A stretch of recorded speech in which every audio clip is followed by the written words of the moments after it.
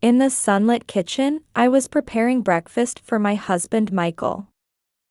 Through the windows of our new condominium, I could see the light shimmering on the Charles River.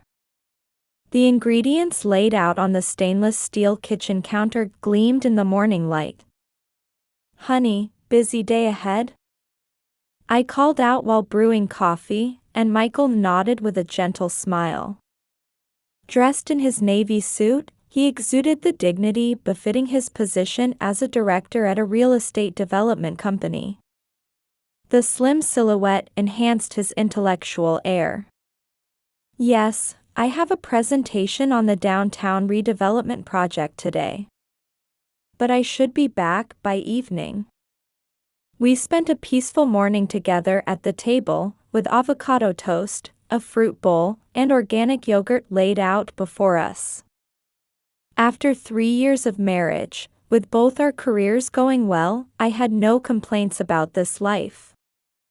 Michael is the perfect husband, sincere, considerate, understanding of my work, and always supportive. On weekends, it had become our routine to select ingredients at the nearby Whole Foods and enjoy cooking together. Sometimes we'd invite Michael's mother Carol over for lively dinner parties. However, when I think about my own family, I feel a tightness in my chest. My mother and sister Pamela live together in our old family home. The aging house in Somerville was losing its once orderly appearance. Pamela, who had been divorced, favored an extravagant lifestyle and was consumed by gambling. It wasn't uncommon to see her heading to the casino with a new Gucci bag in hand. Despite having her retirement funds from her career as a high school teacher, Mother kept giving in to Pamela's endless demands. "Rachel, there's a church charity event this weekend. You'll attend, won't you?" During Sunday brunch, Michael's mother Carol extended the invitation. Activities at First Church in Cambridge were central to social life in this area. As a prominent figure in a local real estate dynasty, she wielded considerable influence in social circles. Living in a historic mansion on Brattle Street, Carol had become more of a mother to me than my own. We shared Sunday brunch at Carol's mansion every week. The time spent discussing local happenings and future dreams while gazing at the well-maintained garden created precious memories. Lately, something had been bothering me. My sister Pamela had suddenly started showing up at our house frequently.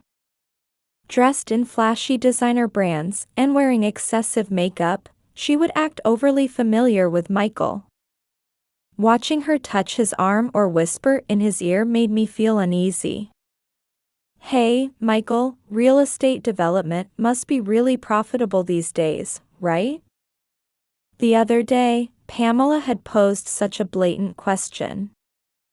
As she leaned in with her glass in hand, speaking in a seductive voice, I could see a calculating look in her eyes. Mother, as always, showed blind support for Pamela's behavior while maintaining an icy attitude toward me. Still, life with Michael was fulfilling. My career as a marketing manager at a luxury boutique hotel in Kendall Square was going well too. On my days off, I enjoyed my hobbies like yoga and gardening, living peaceful days.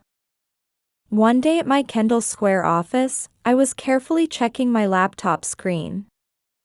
A special dinner reservation at the Charles Hotel, a lily bouquet I'd ordered from the florist Michael's favorite, and an Omega watch I'd been keeping safe. Everything was perfectly prepared.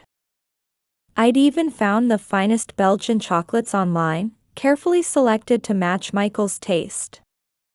"Mrs. Johnson, about your 4 o'clock meeting." When my secretary Jane spoke up, I waved her off. My eyes fell on the framed photo on my desk, showing Michael and me smiling together. "I'm sorry, but it's my husband's birthday today. I'll be leaving early." I smiled happily while carefully placing the presents in my bag.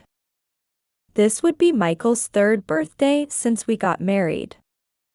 Last year I had to work late and couldn't celebrate properly, so I was determined to make this year extra special. As I left the office, my colleague Sarah avoided eye contact with an unnatural expression. But at that moment, I couldn't understand what it meant. Getting out of the taxi, I paused on my way to the condominium parking lot. Several unfamiliar cars were neatly lined up. BMWs, Mercedes, and that flashy pink Porsche, definitely Pamela's car. All luxury vehicles. Mixed among Mother's church friends' cars, I recognized some belonging to Michael's colleagues. A small worry began to grow in my chest. My finger trembled slightly as I pressed the elevator button. My reflection in the mirror suddenly looked lonely. The moment I stepped into the hallway, I could hear lively conversation and laughter coming from behind the door. The pop of a champagne cork. And that distinctive high-pitched laugh, unmistakably Pamela's. I could hear the sharp click of Christian Louboutin heels on the flooring. My hand stopped as I was about to insert the key. Behind the door, someone laughed loudly again. The evening light streaming through the windows cast long shadows in the hallway. My own shadow seemed to stretch distortedly, like an ominous premonition. Steeling myself, I opened the door to find an unbelievable scene. About 20 people were gathered in the living room. Luxury catered food was laid out, and Moët and Chandon champagne flowed freely. Mother's church friends, Pamela's flashy friends, and Michael's work colleagues. Everyone seemed to lose their words for a moment when they saw me. On the white marble counter sat an elaborate birthday cake. The candles flickered as if mocking my heart. In the center of the room stood Michael, glass in hand. He wore the same navy suit from this morning. I could see the coffee stain I'd made on his left hand. And next to him, pressed close against him, stood Pamela. My sister, dressed in a deep red Hervé Ledger bodycon dress, carried herself as if she owned the place. Around her neck, Mother's heirloom diamond necklace sparkled. Dorothy, my mother, was the first to notice my presence. Her expression tensed for a moment before quickly turning to smile at those around her, as if nothing had happened. Adjusting the collar of her Chanel tweed jacket, she looked me up and down appraisingly. "Oh, Rachel. How unusual for you to come home early." Her voice carried an icy coldness. The room's atmosphere seemed to freeze for a moment. Just then, Pamela seductively pressed her lips to Michael's cheek. After a kiss that lasted too long, her bright red lipstick left a mark on his cheek. My sister turned to give me a smirk. "Oops. Busted." Her voice carried a triumphant tone. As her manicured fingers lightly stroked Michael's collar, my heart clenched. The room's atmosphere froze. Conversation stopped, and all eyes focused on me. Michael's face turned pale. The champagne glass nearly slipped from his hand. Then Mother slowly walked over to me. Dressed in her luxury brand suit, she looked down at me and declared. There wasn't a trace of the warmth that once showed love for a daughter in her eyes. "Sign the divorce papers and keep quiet."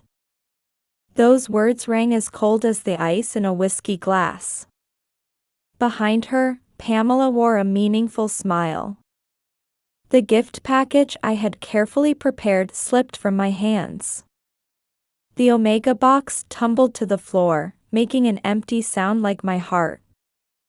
The blue ribbon was about to be stepped on by someone's heel. "Rachel, wait. Let me explain." I heard Michael's voice. But I couldn't turn back anymore. My world seemed to be crumbling in slow motion. I walked toward the door with slow but steady steps. Feeling tears stream down my cheeks, I straightened my back, mustering my last bit of dignity. As I grabbed the doorknob, my ring caught the light and sparkled. Just before stepping into the elevator, I heard a door open behind me. Someone might have come after me. Heels echoed in the hallway. But by then, I couldn't hear anything anymore. As I stepped out into the Cambridge night, a resolution began to form in my heart. This wasn't the end. Rather, it was the beginning of something. The Harvard Square streetlights gently illuminated my tears. With trembling hands, I took out my smartphone and searched for one number. "Hello, Carol? Do you have a moment?" Her voice felt like a guiding light in the darkness. The voice on the other end of the phone was as composed as ever, and just hearing it helped me regain some composure. The top-floor suite at the Charles Hotel was enveloped in the night view. Outside the window, Boston's city lights twinkled like stars. Carol lifted the teapot with an elegant gesture, quietly listening to my story. Her calm demeanor mysteriously helped settle my heart. "I'm sorry for hurting you." Suddenly hearing a voice from behind, I turned to find Michael standing there. Deep fatigue showed on his face. His tie was loosened, and his suit was wrinkled. Pamela's lipstick mark remained as a faint red stain, as if hastily wiped away. "Sit down, Michael." Carol's voice contained both gentleness and sternness as she addressed her son. Michael sat down on the white sofa, head bowed like a sinner awaiting judgment. "Tell us everything." Prompted by his mother's voice, Michael slowly began speaking. His confession was far more shocking than I had imagined. A month ago, Pamela suddenly appeared at my office. His voice trembled. At first, I treated her normally since she was Rachel's sister. But suddenly she broke down crying, and confessed to having $200,000 in debt. I felt the blood drain from my face. Carol quietly refilled my tea. Her movements carried a cautious air, as if preparing for the storm to come. She had apparently lost big money gambling. The debt was from illegal casinos, and the collectors were coming even in the middle of the night. Michael's voice trailed off. Outside the window, an ambulance siren wailed. And Dorothy's retirement funds had already run out. Carol furrowed her brow. The leather of the luxury sofa creaked slightly under her fingers. Mother's retirement money. My voice rose involuntarily. There was no way the retirement funds could have run out so quickly. Yes, according to Pamela, it was all used up paying off gambling debts. Dorothy seems to have provided everything to protect Pamela. Carol's voice carried a controlled anger. Then she proposed a deal to me. Michael continued with difficulty. She said she'd cancel the debt in exchange for confidential information about the company's new projects. The room's atmosphere froze for a moment. Outside the window, MIT's dome rose against the night sky. I refused. But she wouldn't give up. She called every day, showed up at the office. Michael's voice broke off. Sweat had appeared on his forehead. And then even Mother started taking part. I shuddered involuntarily. Carol quietly set down her cup and looked straight at Michael. Mother took Pamela's side and pressured me, saying things like, "It's only natural to help your sister's family and you should be able to provide some information." That's when I finally understood the reason for Mother's abnormal obsession. Her blind love for Pamela had clouded even her reason. But why have a party like today?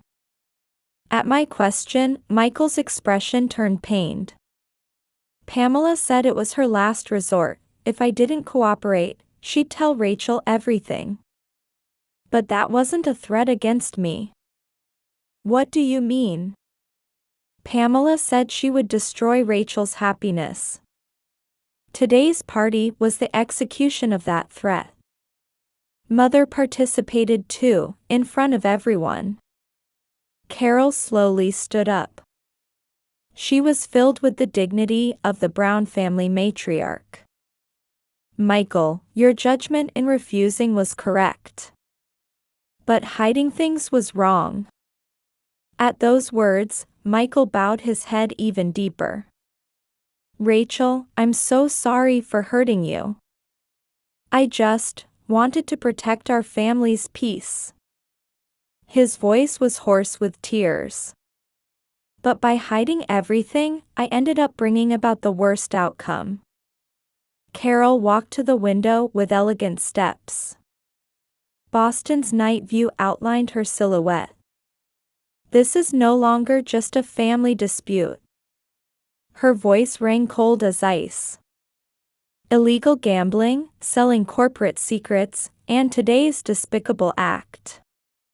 Malice wearing the mask of good intentions is the most dangerous thing. I gazed at my mother-in-law's profile. There was the dignified authority of the Brown family matriarch, not just a mother-in-law. What will happen to Pamela and Mother? To my question, Carol smiled gently. Don't worry. I will handle everything appropriately. Her voice contained unwavering determination. Outside the window, moonlight rippled quietly on the Charles River. Now then, you two. Tomorrow begins a new life. From here, our counterattack begins. Right after Sunday service at First Church in Cambridge, an unusual tension enveloped the church. Carol quietly stood up and gave a small nod to the pastor. Her gesture showed her resolve for the punishment about to begin. I have an important announcement for everyone. Carol's voice echoed through the church where stained glass light filtered in. A murmur arose among the congregation. As the Brown family, and as a member of this church, we have discovered facts that cannot be overlooked. Mother, sitting in the front row, turned pale. Pamela was nowhere to be seen today. It has come to light that Dorothy Smith has misappropriated funds from the church's charity fund. The venue froze. Mother clutched her Bible with trembling hands. We have also confirmed that the misappropriated funds were used to repay illegal gambling debts of her eldest daughter, Pamela Smith. Carol continued calmly. Her voice contained no emotion. She was simply stating facts. The evidence has already been submitted to the church council. I could see the blood drain from Mother's face. The surrounding church members began distancing themselves from her. This was only the beginning of the retribution. The next day, a small article appeared in the social section of the Cambridge Chronicle. The article casually mentioned Pamela's conduct at illegal casinos. That same week, Mother received a sudden resignation recommendation from the Women's Association where she had served for many years. Invitations to Harvard Square charity events were canceled one after another. Carol, our social sanctions are progressing steadily. Attorney Stephen Green reported while spreading documents across his heavy desk. He was known as one of Boston's sharpest lawyers. We've provided all information to Pamela's creditors as well. Green's voice contained cold satisfaction. Although they're debts from illegal casinos, all her assets will be subject to seizure. Of course, including Dorothy's remaining assets. Carol quietly nodded. Outside the window, autumn sunlight sparkled on the Charles River. Meanwhile, collection notices were avalanching onto Pamela. Please, just wait a little longer. In her luxury apartment, Pamela was desperately pleading on the phone. But the creditors were merciless. Your total debt exceeds $200,000. If you lack the ability to pay, we will take legal measures. The collector's voice rang cold over the phone. Tragedy was also unfolding at Mother's house. These are the documents evidencing misappropriation of retirement funds.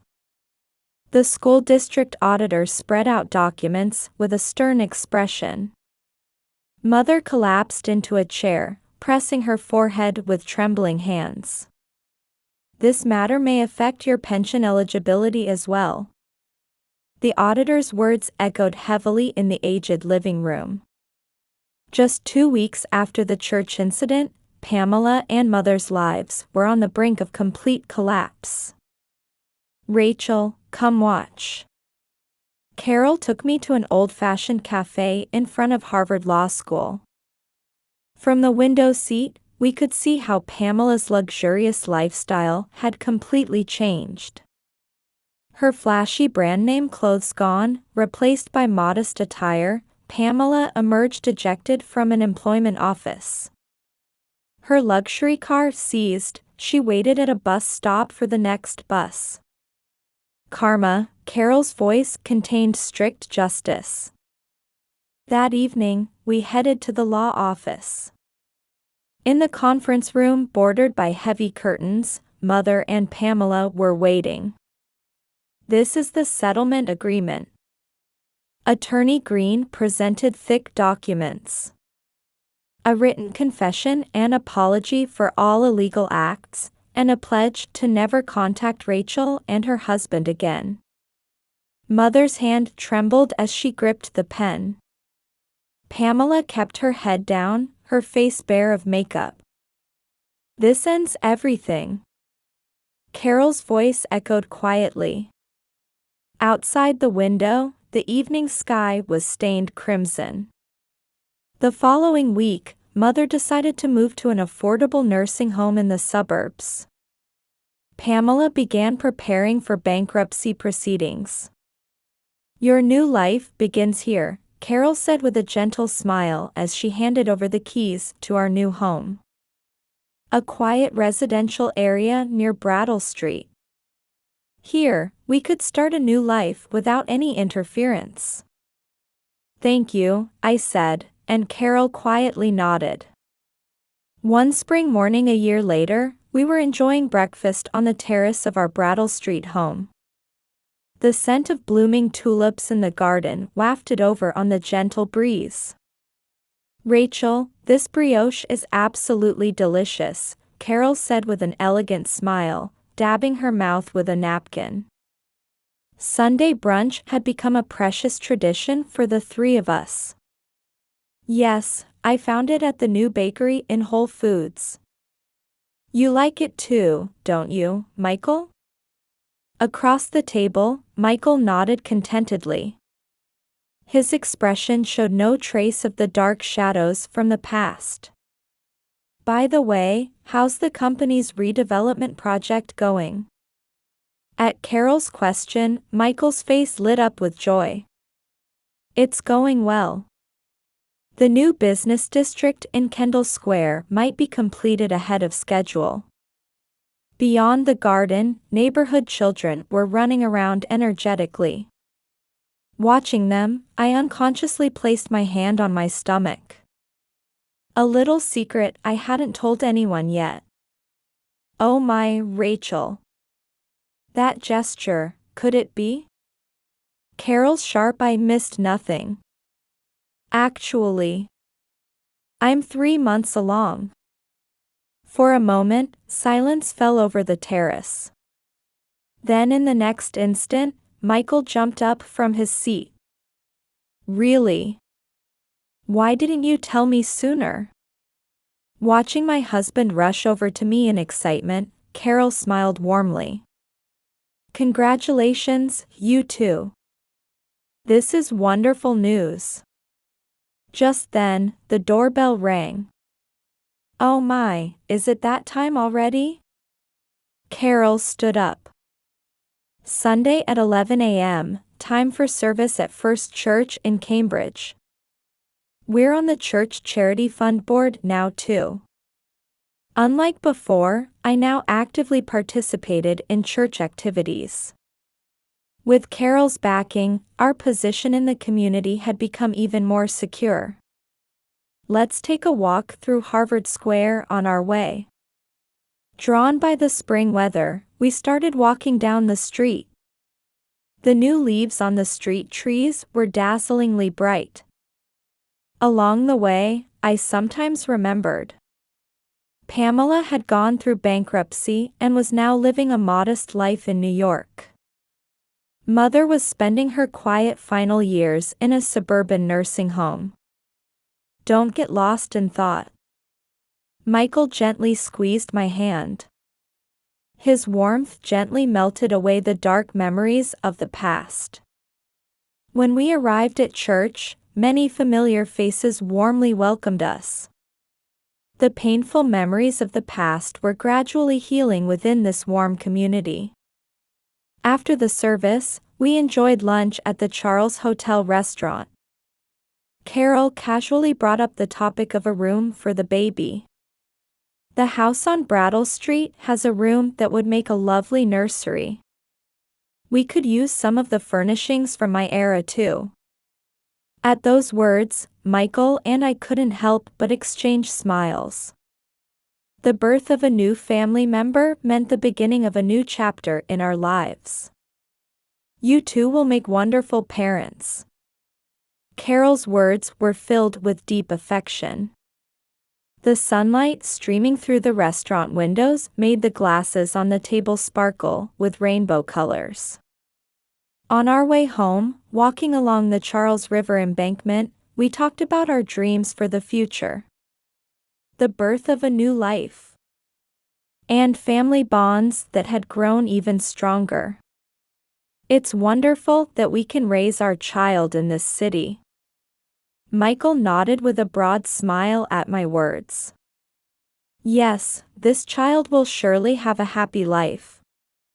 Carol's voice was filled with certainty. The Charles River sparkled in the spring sunlight as if blessing our new life. That night, lying in bed, I said a little prayer in my heart. For the happiness of finding true family bonds after overcoming difficulties. And for the joy and anticipation of the new life about to begin. Outside the window, the full moon shone quietly. Its light seemed to gently illuminate our future.